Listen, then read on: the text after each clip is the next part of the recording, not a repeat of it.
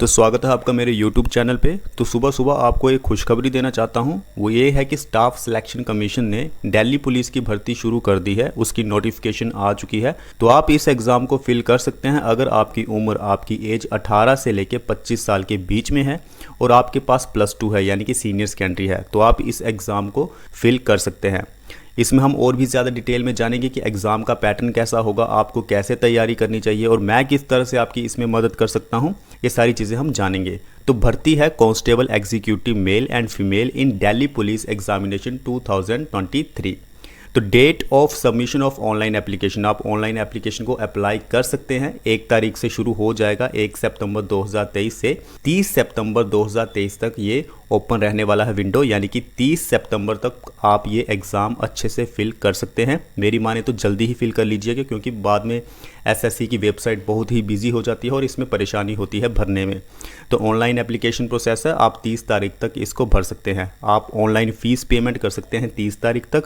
उसके बाद अगर आपको लगता है कि आपके फॉर्म में कुछ करेक्शन करनी है, या नाम गलत है या एज आपने गलत डाल दी है, तो उसकी विंडो भी करेक्शन के लिए आपकी ओपन रहेगी 3 अक्टूबर 2023 से लेकर 4 अक्टूबर 2023 तक, यानी कि एक दिन मिलेगा आपको अपनी करेक्शन करने के लिए।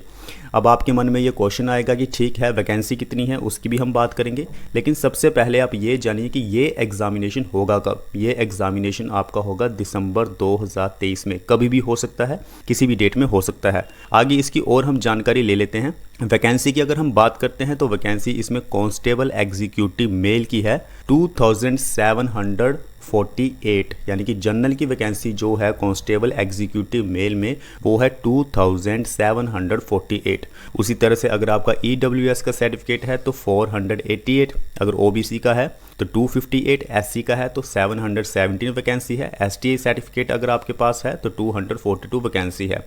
इन सभी कैटेगरीज को मिला के हमारे पास जो कांस्टेबल एग्जीक्यूटिव मेल की वैकेंसी बनती है वो है 4453।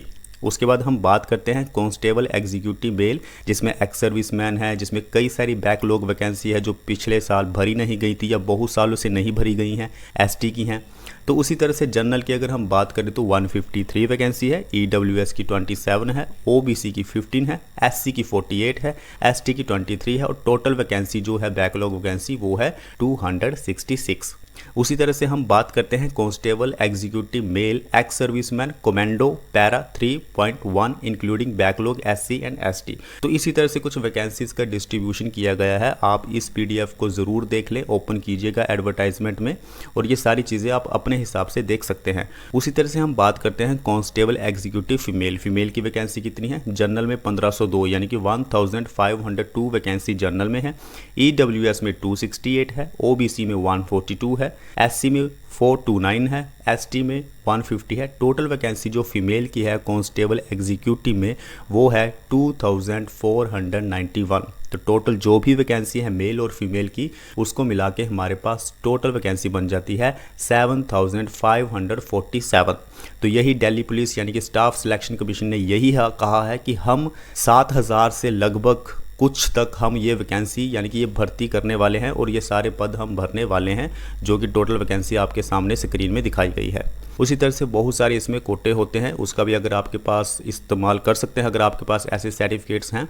तो चलिए, अगर आप SC ST में हैं तो 5 साल की आपको छूट मिलेगी, OBC में है तो 3 साल की आपको छूट मिलेगी। अगर कोई स्पोर्ट्स पर्सन है, एक्स सर्विसमैन है, तो उसी हिसाब से आप देख लीजिए, आपको इसमें रिलैक्सेशन ज़रूर मिलेगी। आगे अब सबसे इम्पोर्टेंट चीज़ है कि इसका एग्ज़ाम पैटर्न क्या होने वाला है। देखिए, कोई भी एग्ज़ाम क्लियर करने के लिए हमें एग्ज़ाम पैटर्न के बारे में अच्छे से पता होना चाहिए। इसमें मैं आपको एक बात बता दूं, जनरल नॉलेज का जो वेटेज है वो इसमें ज़्यादा है, न्यूमेरिकल एबिलिटी रीजनिंग का वेटेज इसमें थोड़ा कम है, लेकिन करना आपको सभी है, क्योंकि आपको ज़्यादा से ज़्यादा रैंक लेना है ताकि आप अपने आप को सेफ़ महसूस करें और दिल्ली पुलिस का आप हिस्सा बन सके। उसी तरह से क्वालिफ़िकेशन की मैंने आपसे पहले ही बात कर ली थी स्टार्टिंग में वीडियो में कि आपके पास सीनियर सेकेंडरी होनी चाहिए, यानी कि +2 आपके पास होनी चाहिए। उसी के साथ साथ अगर आप मेल कैंडिडेट हैं तो आपके पास एक वैलिड ड्राइविंग लाइसेंस होना चाहिए, मोटरसाइकिल का या फिर कार का। अगर आपके पास लाइसेंस नहीं है तो आप प्रोसेस शुरू कर सकते हैं। इन्होंने लिखा हुआ है कि लर्नर लाइसेंस जो है वो एक्सेप्टेबल नहीं होगा, यानी कि आपको परमानेंट लाइसेंस चाहिए। तो प्लीज़ आप अभी से ही प्रोसेस शुरू कर दें, जल्दी से जल्दी अपना लाइसेंस बनवाएं। अभी 1 महीना आपके पास पड़ा हुआ है, कुछ टाइम तो लगता है लेकिन आप प्रोसेस में आइए, जल्दी भी हो सकता है। तो इस तरह से आप दिल्ली पुलिस का हिस्सा बन सकते हैं। आपके पास +2 क्वालिफिकेशन होनी चाहिए। उसके बाद हम बात करते हैं कि अगर आपके पास एनसीसी का सी सर्टिफिकेट है तो 5% की आपको मैक्सिमम मार्क्स मतलब मिलेंगे एग्जामिनेशन में। अगर बी सर्टिफिकेट है तो 3% मार्क्स, और एनसीसी सर्टिफिकेट अगर आपके पास ए सर्टिफिकेट है तो 2% मैक्सिमम मार्क्स आपको इस एग्जामिनेशन में मिलेंगे, यानी कि बेनिफिट मिलेगा जो बच्चे एनसीसी में हैं। उसके बाद हम बात करते हैं अब एग्ज़ाम पैटर्न की। तो चलिए, सेंटर आप देख सकते हैं, बहुत सारे सेंटर हैं। स्टाफ सिलेक्शन कमीशन के तो बहुत सारे सेंटर होते हैं, अपनी खुद की स्टेट में आपको मिल जाएगा। उसके बाद स्कीम ऑफ एग्जामिनेशन की हम बात करते हैं तो देखिए, part a general knowledge current affairs, इसमें 50 क्वेश्चंस आएंगे, मैक्सिमम मार्क्स हैं 50। तो सबसे ज़्यादा वेटेज जो है वो जनरल नॉलेज का भी है। मैं अपनी तरफ से पूरी आपकी मदद करूंगा कि आपको बायोलॉजी के, जो फिजिक्स के जो बेसिक से क्वेश्चंस होते हैं, जो बेसिकली स्टूडेंट्स क्या करते हैं, एस्पायरेंट्स क्या करते हैं, उसको गलत कर देते हैं, मैं उनकी एक स्पेशल PDF बनाऊंगा और वो आपको टेलीग्राम चैनल में भेज दूंगा। तो आप प्लीज़ टेलीग्राम चैनल को भी ज्वाइन कर लें ताकि मैं आपको अपनी तरफ से पूरी आपकी मदद कर सकूँ।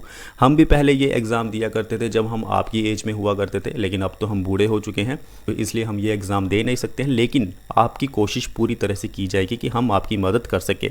उसके बाद रीजनिंग है। रीजनिंग के लिए आपको कोई बहुत बड़ी बुक पढ़ने की ज़रूरत नहीं है, ना ही कोई कोचिंग लेने की ज़रूरत है। बेसिक सी किताब लीजिए, बेसिक से क्वेश्चंस आपको इसमें आएंगे।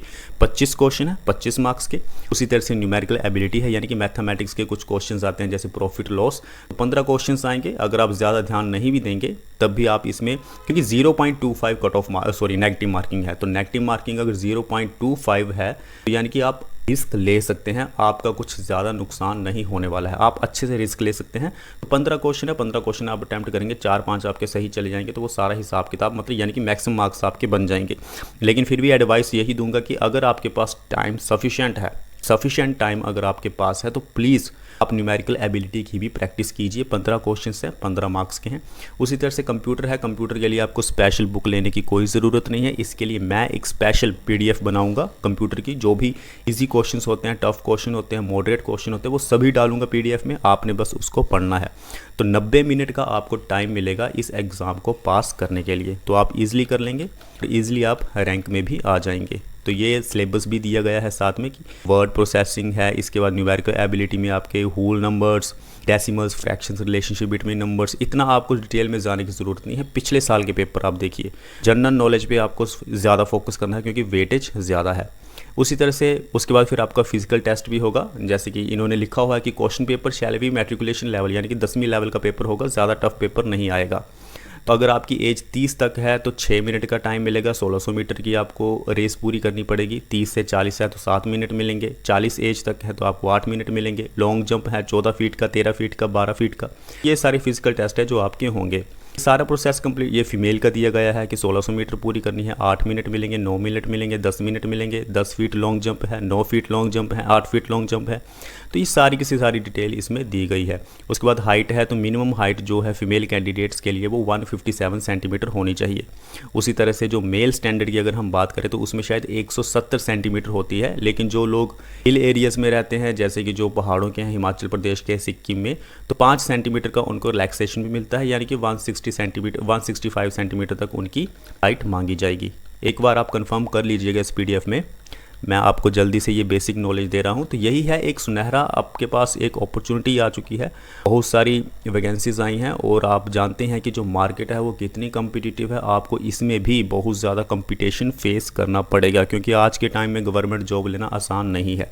तो आप सभी के लिए बेस्ट ऑफ लक, और मैं अपनी तरह से पूरी कोशिश करूँगा अपनी तरफ से कि आपकी मैं मदद कर सकूँ, आपको पूरी तरह से नोट्स प्रोवाइड करवा सकूँ। सो प्लीज़ टेलीग्राम चैनल को आप ज्वाइन कर लें। भविष्य के लिए आपको शुभकामनाएं। Best of luck. Thank you very